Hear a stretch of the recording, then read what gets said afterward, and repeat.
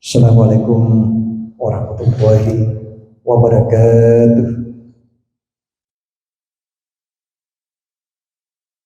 Marilah kita tingkatkan nilai ibadah kita kepada Allah Subhanahu wa Ta'ala. Sebelum kita dilahirkan, roh kita masih dalam arwah. Seluruh manusia yang telah berjanji kepada Allah atas ketuhanan manusia kepada Allah Subhanahu wa Ta'ala. Allah berfirman, "Alastu bi rabbikum?" Qalu bala syahidna. Bukankah aku ini Tuhan? Roh manusia menjawab, iya. Kami telah menyaksikan semua itu. Ini yang kita harus lihat. Ya. Karena perjanjian adalah adalah amanat dari Allah Subhanahu wa Ta'ala yang dibebankan kepada manusia, terutama kepada kita umat Islam. Lalu kemudian kita telah mengucapkan kalimat syahadat, asyhadu an la ilaha illallah wa asyhadu anna muhammadar rasulullah. Aku bersaksi tiada Tuhan yang wajib disembah kecuali Allah, dan Allah, saya bersaksi bahwa Nabi Muhammad benar-benar adalah utusan Allah Subhanahu wa Ta'ala. Iya, kita lihat.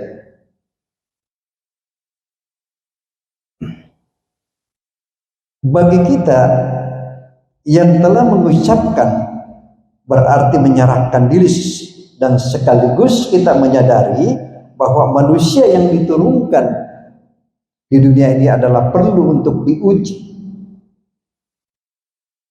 Karena kita hamba Allah siap diuji.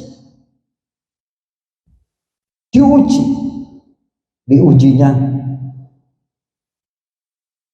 dengan kemiskinan, diuji dengan kekayaan, diuji dengan kesakitan, diuji dengan sehatnya.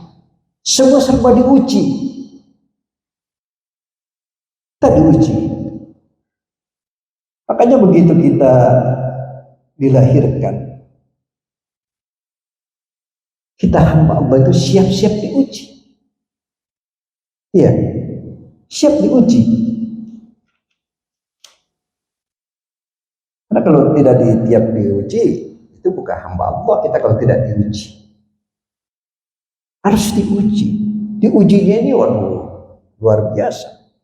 Ujinya, kalau ujian kita ini sebagai hamba Allah yang diberikan kepada kita sangat kecil. Tapi Rasulullah sangat besar ujian yang diberikan oleh Allah Subhanahu wa Ta'ala. Kecil kita ini umatnya diberikan ujian.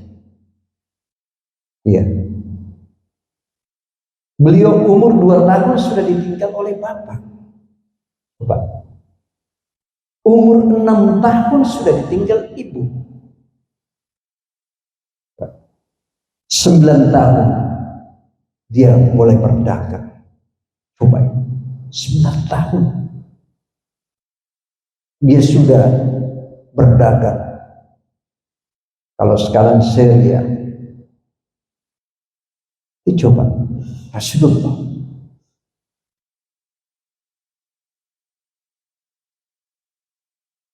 Jadi Allah berfirman, kamu sekalian pasti kami uji, kata Allah. Coba, dengan rasa takut dan kelaparan, kekurangan harta, kematian dan kekurangan makanan. Coba lihat, diberikan kepada kita. Makanya intinya satu, harus sabar. Apapun kesabaran Anda. Karena kesabaran inilah sudah ditanamkan dengan nilai-nilai agama.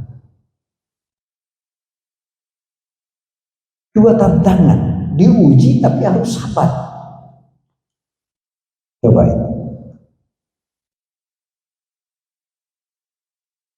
Rasulullah Shallallahu Alaihi Wasallam bersabda, tiada seorang Muslim yang menderita kelelahan ataupun penyakit ataupun kesusahan, bahwa gangguan yang berupa dari melainkan semua kejadian-kejadian akan berupa penembus dosa. Ini. Lalu kita kemudian dengan kesabaran-kesabaran inilah yang diberikan oleh Allah kepada kita. Itu. Betapapun besar karunia Allah kepada orang mukmin, sehingga setiap penderitaan yang bisa Allah berikan kepada kita bersedia menjadikan sebagai penembus dosa, asal kita disambut dengan nilai-nilai iman. Itu intinya di situ. Ya. Ini dengan nilai-nilai iman. Kalau sudah iman ditambah dengan kesabaran, sudah satu paket itu. Iya. Kita tanamkan nilai-nilai iman kita kepada Allah Subhanahu wa ta'ala. Demikian juga apabila kita diuji kesusahan ataupun kematian, ya harus bersabar, bahwa kematian seseorang merupakan peringatan bagi yang hidup. Itu kalau orang yang meninggal itu peringatan bagi yang hidup, itu yang diberikan. Ya. Kenapa? Karena mengingat yang dikatakan hidup pasti akan mati, kan begitu, ya. Kita tinggal tidak tahu kapan kita akan menyusul bila mempunyai kesadaran seperti itu, maka penyesalan-penyesalan yang kita tidak pernah lakukan itu sangat rugi buat kita. Iya. Coba. Tinggal nilai-nilai kita tanamkan itu. Allah memberikan kita ini 1x24 jam dalam kehidupan sehari. Kita melaksanakan 5 waktu. Ditambah dengan tahajud, ditambah dengan sunnah-sunnah. Kita perbanyak berselawat, kita perbanyak berzikir. Itu. Kalau mau sukses dalam kehidupan ini, tanamkan nilai-nilai iman dan ikuti perintah Allah Subhanahu wa ta'ala. Itu yang kita lihat. Akhirnya juga kita pada akhirnya, yaitu kita hidup di zaman kemajuan, ternyata banyak di sana dan di sini yang berkeluh kesah. Jadi orang kadang-kadang gelisah. Ya. Apa sih yang kita mau gelisahkan? Kalau gelisah, susah, udah ambil wudhu di sana. Masuk ke ladang masjid. Minta kepada Allah. Makanya yang saya katakan tadi, setelah sholat kita berzikir. Karena berzikir ini menenangkan hati jiwa kita. Menenangkan hati jiwa kita. Kita berzikir kepada Allah Subhanahu wa ta'ala. Karena itu salah satu yang diberikan kepada kita pertama saat itu memang ujian-ujian.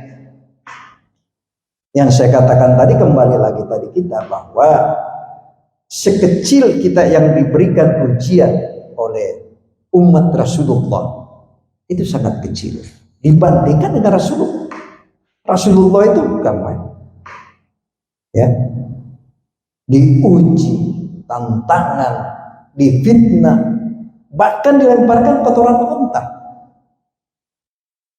Sebaliknya dia berdoa, ya Allah ya Rabb, berikan hidayah kepada mereka. Ini akhlak. Akhlak. Makanya kita tanamkan nilai-nilai iman.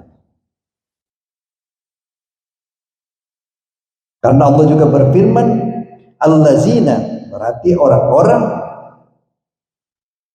ya'tikun, mereka menafkahkan isyahrah di waktu senang, wahdurai, dan di waktu susah.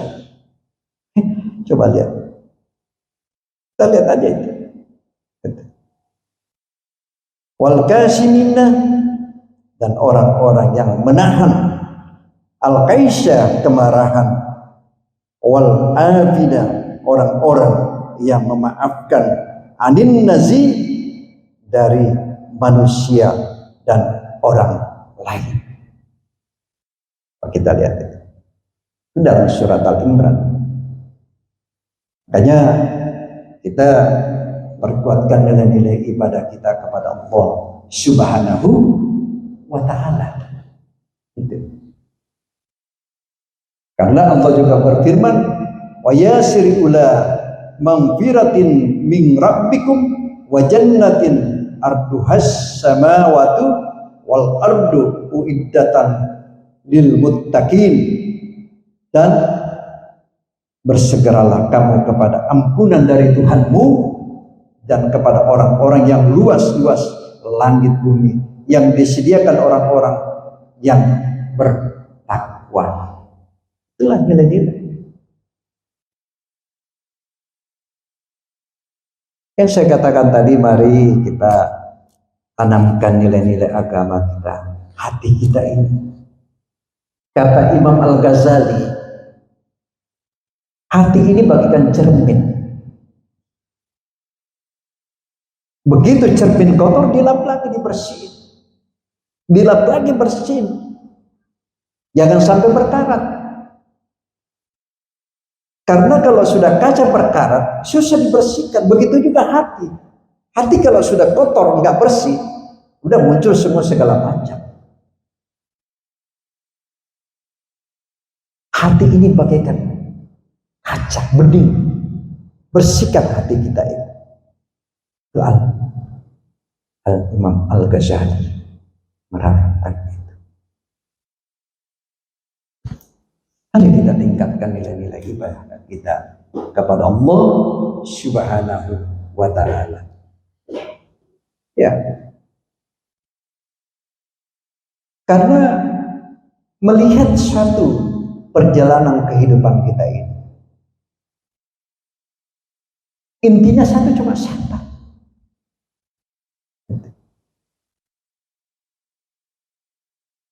Tingkatkan nilai-nilai iman kita.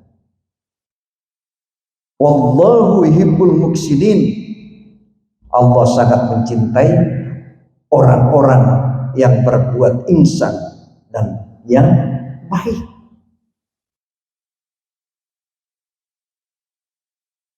Coba kita lihat, kita berbuat baik. Apalagi yang kita mau sombongkan di hadapan Allah Subhanahu wa ta'ala. Karena kesombongan ini bukan pakaian kita. Al-mutakabbir, cuma Allah yang pantas sombong. Kita lihat berapa banyak orang-orang tidak bisa menahan yang namanya dipuji. Ya, banyak sekali. Kalau masih diuji dengan kemiskinan, kita kembalikan kepada Allah.